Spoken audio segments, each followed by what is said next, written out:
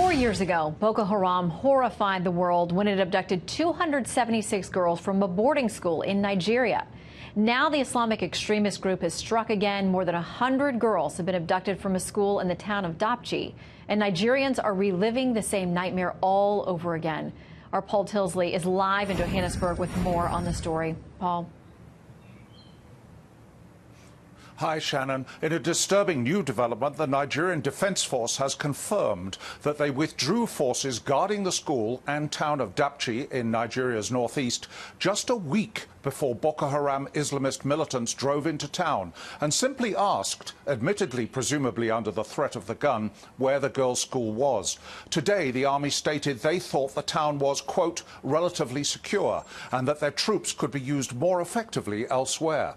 It's not just the parents of the missing girls who are in shock. The whole of this most populous of all African nations, Nigeria, is stunned that this nightmare, the apparent nighttime mass abduction of young girls, has been allowed to happen again.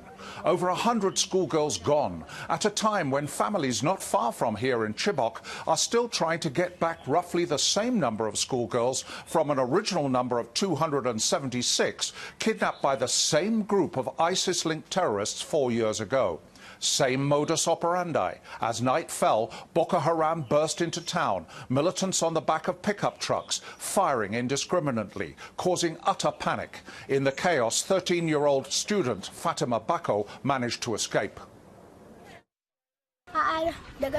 The insurgents came to our school in their numbers, shooting and trying to disperse us. I and over 60 other students went through the fence. A disturbingly similar timeline to the Chibok kidnappings, too. For a week, authorities have been saying maybe the girls just ran off into the dry countryside to evade capture and will come back. Even now, the country's information minister, Lai Mohammed, will only say that the girls are unaccounted for. But eyewitnesses report truckloads of the girls being driven off screaming by Boko Haram. Their likely fate to be raped, to be forced into marriage with Boko Haram fighters, their innocence the ultimate trophy.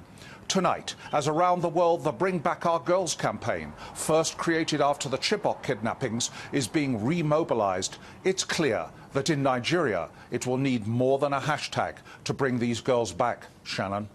Absolutely, and we cannot forget about these women. Paul, thank you very much. We'll stay on that story.